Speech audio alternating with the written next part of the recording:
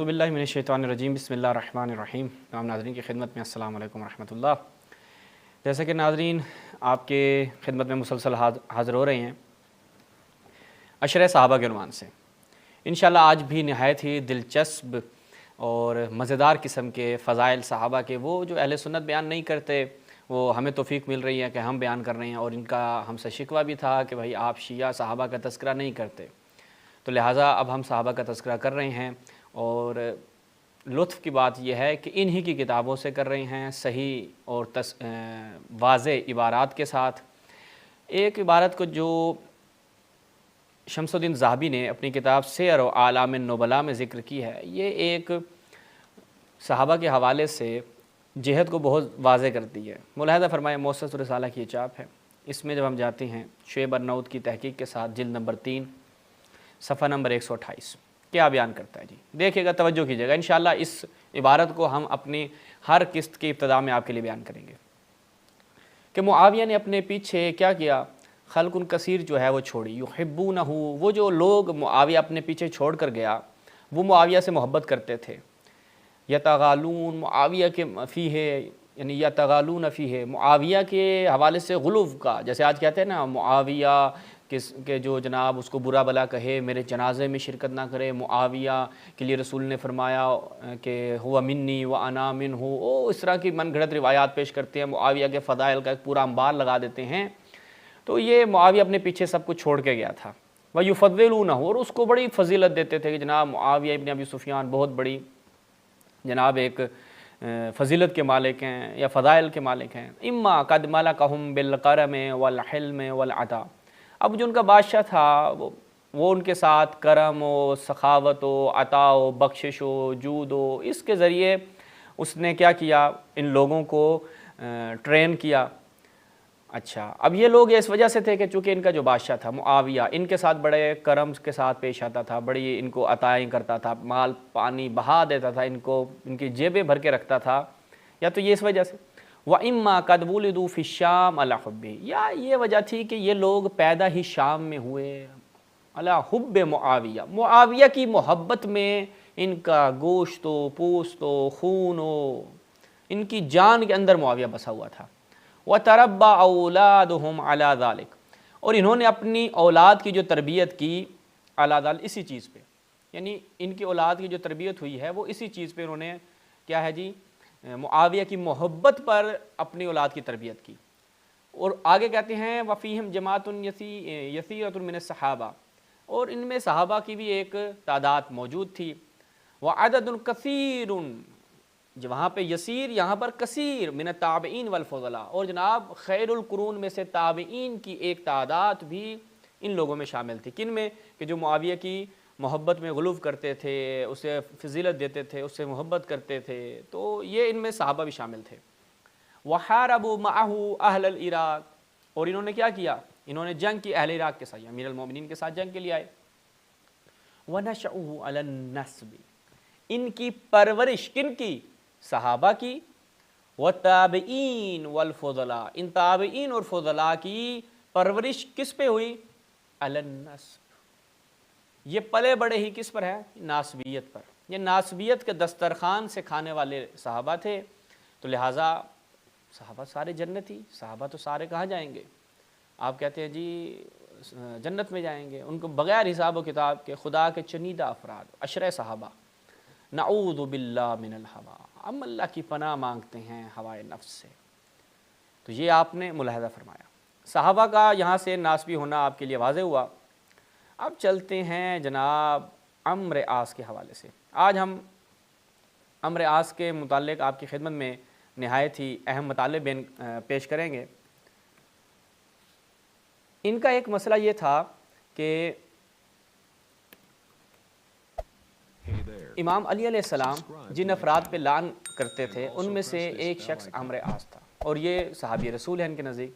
पहले मुलाहिज़ा फरमाएँ अल खुलफ़ा और राशिदून, तालीफ़ अब्दुल वहाब अन-नज्जार, ये लुबनान के मुदीर अज़हर लुबनान, ठीक है जी। फ़ज़ीलत शेख खलील की ये जो मुदीर हैं जामिया अज़हर लुबनान के, उनकी तहकीक के साथ। और ये अब्दुल वहाब अन-नज्जार, इसके बारे में ज़रकली ने क्या कहा कि ये मिस्र के बड़े बारिज़ उलमा में से था, دارالقلم کی یہ چاپ ہے، اس میں جب ہم جاتے ہیں تو یہاں پہ دیکھیں کیا لکھتا ہے۔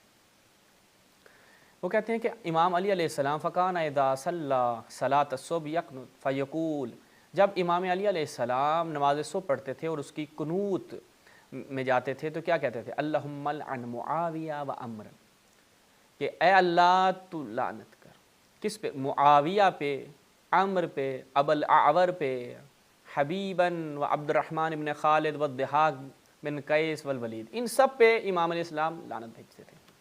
کون؟ امیر المؤمنین، اہل بیت میں سے جو اشرف شخصیت ہیں بقول ابن تیمیہ کے، وہ معاویہ عمرو عاص پہ لعنت بھیجتے تھے۔ اچھا، اب یہ جو عبد النجار صاحب ہیں یہ آ کر کہتے ہیں وَإِنِّي بِإِذَا هَذَا الْقُنُوتِ أَقُولُ، میں اس کے حوالے سے جو میں بیان کرنا چاہتا ہوں وہ دیکھیں، توجہ کریں کہ یہ لوگ جب صحابہ کے بارے میں آتے ہیں تو امیر المومنین کو نہ صحابی شمار کرتے ہیں نہ اہل بیت شمار کرتے ہیں، اور ٹوٹل ان کا دفاع صحابہ کا مطلب ہوتا ہے اہل بیت مائنس، اور فقط یہ کچھ خاص مخصوص افراد، یعنی بنو امیہ کو انہوں نے کیا دینا ہے جناب؟ پروٹوکول دینا ہے۔ اس صحابہ کہ تقدس کا جو لبادہ ہے یہ پروٹوکول ہے اصل میں بنو امیہ کے لیے۔ کیا کہتا ہے کہ ان علی قد سن لخصومہ ان یقابلہ بمثل عملہ ویتخذوا من لعنہ نوعا من العبادہ فی اعقاب الصلوات، فکان معاویہ اذا كان سب علیا وابن عباس والحسن والحسین والاشتر وصار ذلك سن فی بنی امیہ الى زمن عمر بن عبد العزیز یاخذون الناس بہ فی اقطار بلاد الاسلام۔ کیا کہتے ہیں جی؟ اب یہاں پر اس نے آگے توجیہ یہ پیش کی، اس نے کہا دیکھیں یہ جو کام کیا نا یہ امیر المؤمنین، اصل میں یہ سب و شتم کا سلسلہ یہ سنت کی بنیاد رکھنے والے کون تھے؟ قد سن لخصوم، امیر المؤمنین نے اپنے مد مقابل افراد کے لیے اس سنت کو کیا ہے قائم کیا، اور جو ان کے مد مقابل تھے انہوں نے بھی یہی عمل کیا۔ وَيَتَّخَذُ مِن لَعْنِهِ نَوْعٌ مِّنَ الْعِبَادَةِ، انہوں نے بھی کیا ہے جناب اس لعنت کو عبادت میں سے ایک عبادات میں سے ایک عبادت شمار کیا ہر نماز کے بعد۔ اور معاویہ جب قنوت کرتا سب علیاً، جب بھی معاویہ قنوت پڑھتا امیر المؤمنین پر سب و شتم کرتا۔ بھائی آپ نے فوراً معاویہ کی سائڈ تو لے لی کہ امیر المؤمنین نے اس کی بنیاد رکھی، وہ روایت بھول گئے آپ لوگ۔ کیا جی؟ معاویہ سب علیاً، معاویہ امیر المومنین پر سب و شتم کرتا تھا۔ کیا صحیح سند روایات وہ بھول گئے آپ؟ سب من سب علیاً فقط سبانی، رسول نے فرمایا جس نے علی پر سب و شتم کیا اس نے مجھ پر سب کیا۔ وہ روایت کہاں گئی؟ معاویہ کے دفاع میں رسول اللہ صلی اللہ علیہ وسلم کی حرمت کو پامال کرنے سے بھی یہ لوگ باز نہیں آتے۔ ابن عباس پہ، امام حسن و حسین سید اشباب اہل الجنہ والاشتر۔ آج دیکھیں یہ بنو امیہ کی باقیات جو آج بھی ہمیں نظر آتی ہے، یہ کیا ہے جناب مالک اشتر کو بھی یہ مورد العن قرار دیتے ہیں، ان کی مذمت کرتے ہیں۔ وَصَارَ ذَلِكَ سُنَّةً، یہ سنت بن گئی فی بنی امیہ میں، عمر ابن عبدالعزیز کے زمانے میں، اور لوگوں نے جو ہے وہ مختلف جو اسلامی ممالک تھے اس میں یہ پھیل گئی، یہ سنت پھیل گئی۔ یہ کون اعتراف ہے علماء کا، جو کہ یہ تاریخی ان مسلمات میں سے ہے کہ جس سے آج کا ناس بھی اختیار کرنے کی کوشش کرتا ہے، لیکن تاریخ نے ان چیزوں کو مخفی نہیں رہنے دیا۔ آج ہر اہل علم کے لیے یہ چیز واضح ہے۔ تو امیر المؤمنین جو ہیں وہ عمرو عاص پر کیا کرتے تھے؟ لعن کرتے تھے۔ اب دیکھتے ہیں کیا فقط امیر المؤمنین لعن کرتے تھے؟ میں آپ کے لیے بیان کرتا ہوں کہ فقط امیر المؤمنین نہیں بلکہ رسول اللہ، بلکہ حضرت عائشہ بھی لعن کرتے تھے۔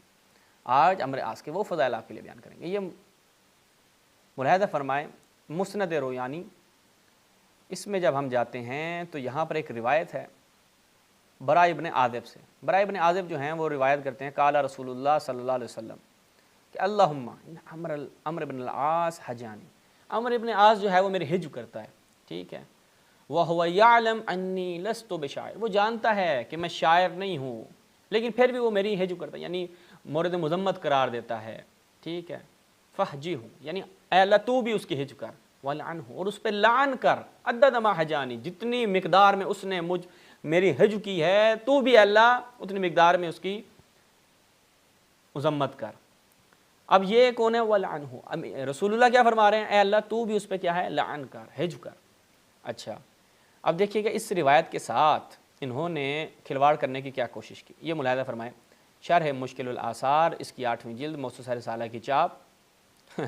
جب اس روایت کو دیکھا انہوں نے کہ بھائی یہ تو ہمارا صحابی رسول ہے، عمرو بن عاص ہمارا صحابی ہے، ہمارا جنتی صحابی ہے، یہ خدا کے چنیدہ افراد ہیں، یہ تو جنتی ہیں، تو کیا کریں؟ پرانی روش ہے، کاٹ چھانٹ کر کے تحریف کرتے ہیں۔ جیسا کہ ہمارے اسی ولی عصر چینل پہ ابو عماد بھائی ایک پوری سیریز چلا رہے ہیں مکتب ثقیفہ کی تحریفات، خیانتیں، کہ کتابوں میں انہوں نے کس طرح سے خیانتیں کی ہیں۔ آج ایک مسلمان جب تحقیق کرنے بیٹھے تو اسے پتہ نہ چلے، ایسی دستکاریاں کی، ایسی انہوں نے تدلیس کی کہ انہیں پتہ نہ چلے کہ بھائی صحابہ کی کیا کیا ان کے اعمال تھے، کیا کیا کرتوتیں تھیں۔ تو یہ چیزیں چھپانے کے لیے نام اڑا دیتے تھے۔ بخاری مسلم تو اس کی ابتدا میں ہیں، اور ہم بخاری سے ہی ہماری سیریز میں انشاءاللہ آگے بھی آ رہا ہے۔ ہم نے پہلے بھی فقط صحابہ کا جو مرکز رکھا، فی الحال ہم بخاری سے بیان کر رہے تھے، یعنی ہماری تقریباً 3 قسطیں اگر آپ ملاحظہ فرمائیں، ہم نے فقط صحیح بخاری سے صحابہ کے حوالے سے بیان کیا۔ اچھا یہاں پہ دیکھیں جی، وہی روایت، اللہم ان فلان ابن فلان ہیں، عمرو بن عاص کی جگہ کون؟ فلان۔ وَيَعْلَمْ أَنِّي لَسْتُ بِشَاعِرٍ، جانتا میں شاعر نہیں ہوں۔ تو اب یہ کیا ہے جی؟ یہ سند بھی اس روایت کی ٹھیک ہے، لیکن انہوں نے کیا کیا؟ یہاں سے اڑا دیا۔ تو یہ عمرو عاص پہ رسول اللہ کی لعن ثابت ہو گئی۔ اب آ گئے حضرت عائشہ کے دربار۔ سب سے پہلے روایت کی سند عربی میں دکھاتے ہیں، پھر ترجمہ ان کے اپنے ہی علماء کی زبانی۔ المستدرک علی الصحیحین، المجلد الاول، پہلی جلد، اپنا الجزء الرابع، اس کی 4تھی جلد۔ یہاں پہ جب ہم جاتے ہیں تو یہاں پہ روایت ملاحظہ فرمائیں، فقالت لعن اللہ عمرو بن العاص، اللہ تعالیٰ جو ہے وہ، حضرت عائشہ فرماتی ہیں اللہ تعالیٰ عمرو بن العاص پہ لعنت کرے۔ ھذا حدیث صحیح علی شرط شیخین، اور ذہبی نے بھی کیا کی ہے؟ اس کی موافقت کی ہے۔ اب آ جائیں اس کے ترجمے کی طرف۔ یہ المستدرک علی الصحیحین، حاکم نیسابوری، نیسابوری جی کہتے ہیں جی، عربی میں پہ نہیں ہے تو نیسابوری۔ اچھا، شبیر برادرز کی چاپ ہے، روایت کا نمبر آپ کے لیے بیان کریں 6774۔ اس میں جب جاتے ہیں تو روایت بڑی طولانی ہے۔ روایت جو ہے وہ بیان ہوتی ہے، اس کے بعد کچھ عرصے بعد عمر بن کے ہاں اس بات کا، حضرت علی نے عزو صدیہ کو قتل کر دیا، تو آپ نے مجھے حکم دیا جب تم کوفہ میں آؤ تو شہر جتنے لوگ اس معاملے میں شریک ہو جن کو تم پہچانتے ہو ان سب کے بارے میں مجھے مطلع کرنا۔ جب میں کوفے میں آیا میں نے لوگوں کو جماعت در جماعت پایا، میں نے ام المومنین کی جانب خط لکھا کہ ہر جماعت میں 10 آدمی اس میں شریک ہوئے۔ آپ فرماتے ہیں میں ان کی گواہی بھی ام المومنین کے پاس ہے۔ ام المومنین نے فرمایا اللہ تعالیٰ کی لعنت ہو عمرو بن العاص پر، کیونکہ وہ میرے بارے میں گمان رکھتا ہے کہ وہ مجھے مصر میں قتل کرے گا۔ ام المومنین کو صحابی رسول قتل کرے گا، حضرت عائشہ یہ سمجھتی تھی۔ حضرت عائشہ لعنت بھی بھیج رہی ہیں کس پر؟ ایک صحابی رسول پہ۔ بتائیں بھائی، شیعوں کو آپ لوگوں نے مورد مذمت قرار دیا، شیعوں کو جناب کافر قرار دیا، پاکستان میں شیعوں کی قتل و غارت کی، کس وجہ سے؟ اس وجہ سے کہ صحابہ کو شیعہ برا بلا کہتے ہیں۔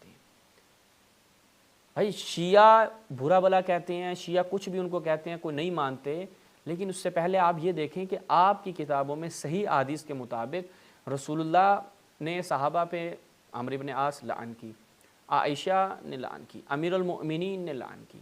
اور بتائیں، ابھی میں آپ کو حضرت عمرو بن العاص کے اور بھی فضائل بیان کرتا ہوں۔ یہ فضیلت تو سبحان اللہ، ملاحظہ فرمائیں۔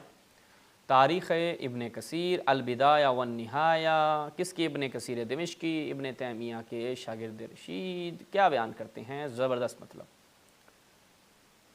اچھا جی، وہ کہتے ہیں سن 3 ہجری میں ہونے والی جنگیں اور دیگر حالات و واقعات کا بیان۔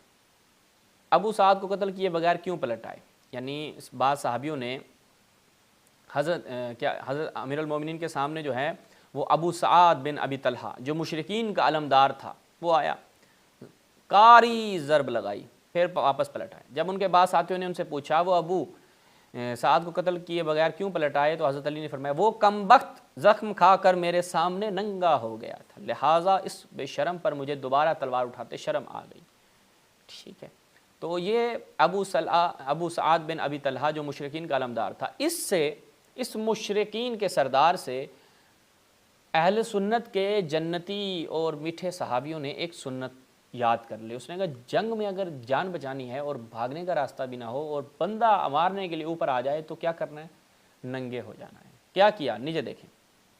اسی طرح جنگ صفین میں جب حضرت علی نے بصر بن ابی ارطاط صحابی پر اسے قتل کرنے کے لیے تلوار اٹھائی تھی تو وہ بھی ان کے سامنے ننگا ہو کر کھڑا ہو گیا۔